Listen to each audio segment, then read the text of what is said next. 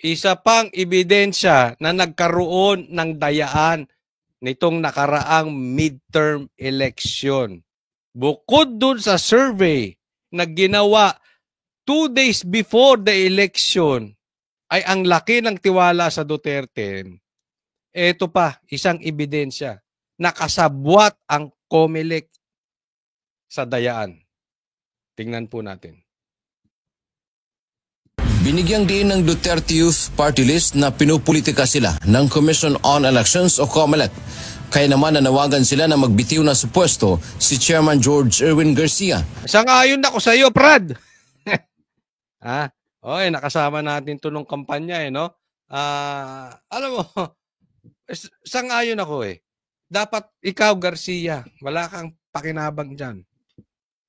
You are the worst. This election is the worst. Bumitaw ka na dyan. Ayon sa grupo, sa nakuha nilang intelligence, inutusan umano ang COMELEC ng ibang politiko para i-disqualify sila upang makaupo ang Gabriela Party List. Nakalain mo yun? COMELEC, may kinakampihan kayo? Kasi 3 upuan po yan Malaki yan So, 3 ang mawawala, pwedeng punan sa ilalim.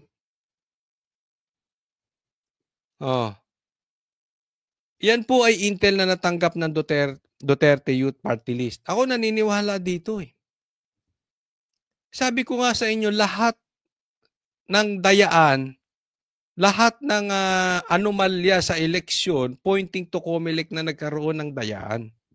Isa pa ito, nakikikuntsaba sa Gabriela. Alam naman natin. Lantaran. Ang pula, nakikipaglantaran na sa dilaw. Kumukuha na sila kasi hindi nila kaya ang Duterte.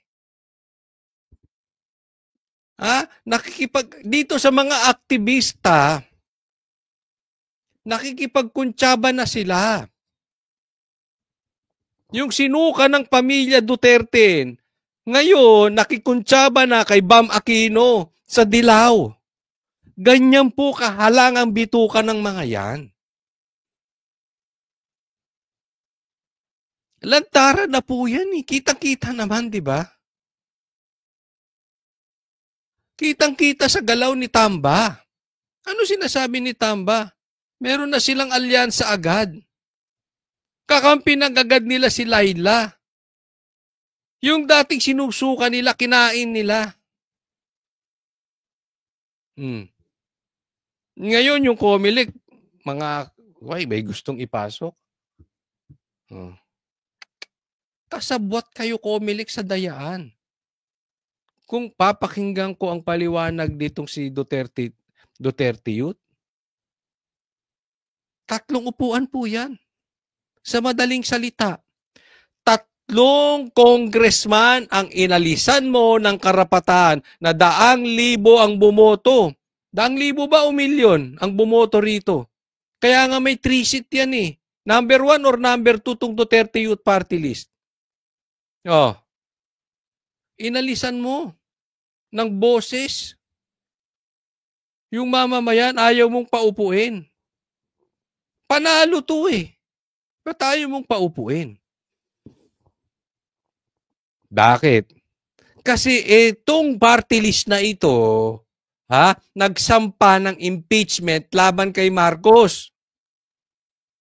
So ayaw ni Marcos maupo ito. Dahil pag nakaupo ito, talagang tutuluyan yung impeachment ni Marcos at delikado siya. Delikado si Marcos ngayon. You know why? We are going to 2028 presidential election. Pag mahina kang presidente, mahina ka na sa presidential election. Pwede ka lang sa midterm election. Bakit? Hawak mo makinarya. Hawak mo pa rin ang budget. Hawak mo ang pera. Hawak mo ang congressman. Hawak mo ang senado. Hawak mo ang secretary. Hawak mo lahat. But going to 2028 election, hindi na po, iba na po ang istorya dyan. Iba na. Magpapalit ng presidente. You will see, you will feel the power shift going to the Duterte, especially come close 2028. Kaya pag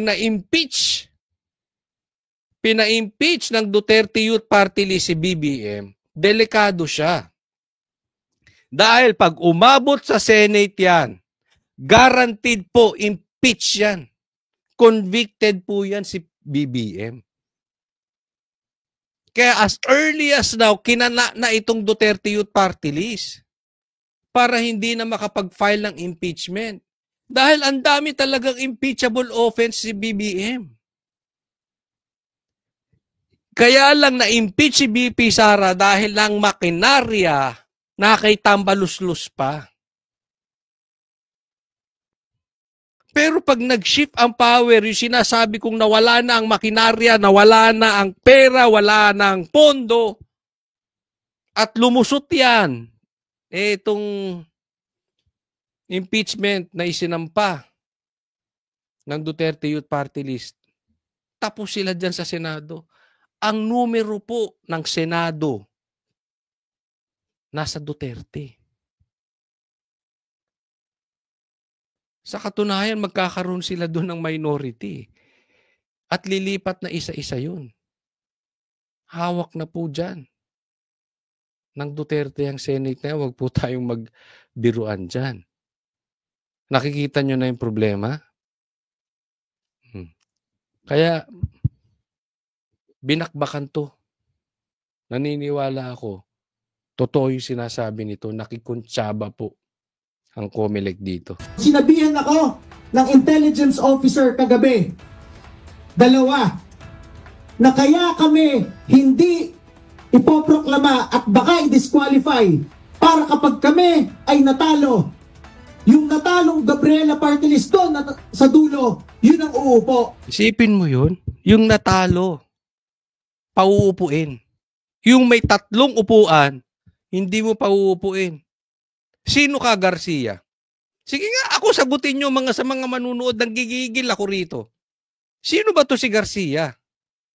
Hari ka ba ng Pilipinas? Yung may 3 upuan, yung 3 congressman, hindi mo pauupuin? Yung talo, pauupuin mo? Pa, sino ba ito? Diyos ba to si Garcia? Sagot naman ni Chairman Garcia, mahirap na gumawa ng espekulasyon. Paliwanag niya, hindi maaaring automatikong sabihin na kapag natanggal ang Duterte Youth ay tiyak na aakyat ang nasa baba ng mga party list tulad ng Gabriela. Pwede po naman na mabinipisyon yung nasa taas, mabinipisyon muli o mabinipisyon na nasa baba. Masyado pong maaga para pag-usapan yung bagay na yan. So meaning to say, it is wrong to say na ang purpose ay mabinipisyohan yung nasa baba. Mali ka dyan. Okay, eto sabi pag nawala at na-disqualify ang Duterte Youth Party List, hindi naman ibig sabihin yung nasa ibaba agad ang papasok. Pwedeng makinabang yung nasa ibabaw. Siguro madadagdagan ng seat. Siguro yan ang ibig niyang sabihin. So it doesn't follow na ang Gabriela agad ang papasok. Unang tanong, bakit hindi mo paupuin ang Duterte Youth Party List dahil binoto ng tao yan? At kung may desisyon man, kung sinong may karapatang magdesisyon, korte ba magdi-decide yan o whatever o whoever, let them decide, not you. Pati tingnan mo, si ano nga may kaso child abuser to si Castro. Si Erwin Tulfo nga, may kaso pa yan. Pati citizenship niyan may problema. Paanong nanalo yan? Bakit nyo pinalusot? Tapos senador ngayon may problema sa citizenship? Hindi nyo kinestyon? Samantalang ang reklamo dito kaliit-liit na bagay. So, ibig sabihin, kung may magreklamo lang, hindi nyo pa uupuin? Bakit hindi mo antayin ng desisyon? Bakit hindi mo na mapatunayan na may kasalanan nga yan? Sinasabi nga natin, mas mabigat ang ginawa ni Erwin Tulfo. May problema sa citizenship. Tahimik ka. Anong klaseng ka-ipokritohan yan? In English, double standard ka, Nim. Maanim ka.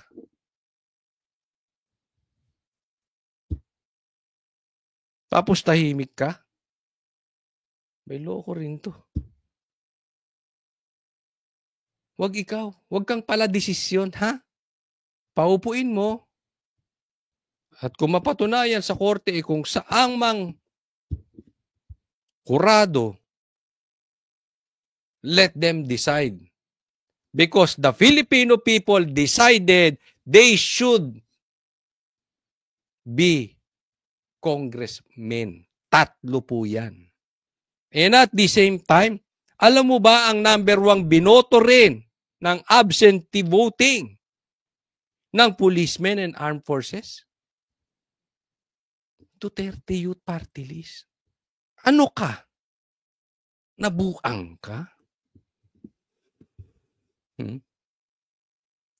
Ano nangyari sa'yo?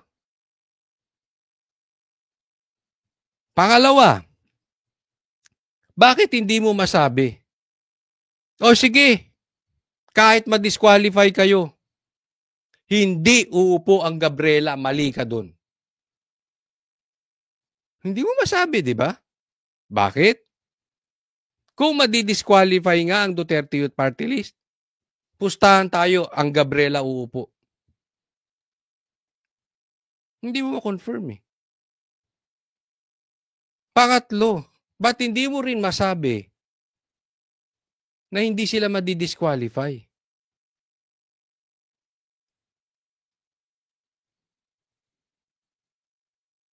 Kasi nga, minamanipulan nyo na. Yun ang problema. Dagdag pa ni Garcia, wala siyang direktang partisipasyon sa kaso ng Duterte Youth at ang desisyon ay batay sa merito ng kaso. Ibig sabihin, tatalakayin sa resolusyon kung ano talaga ang totoong issue sa kaso ng grupo at hindi sa teknikalidad. Yung po kasi sa Duterte Youth, hindi po ganun kadali, komplikado dahil hindi po technicality yung issue doon. Ang issue po doon ay on the merits. It goes into the very heart as to whether dapat bang na-accredit o hindi yung naturang party list. Si ano nga eh. Hindi nga dapat nakatakbo dahil may problema sa citizenship, di nga nyo kinestyon. Paulit-ulit ka, Garcia eh.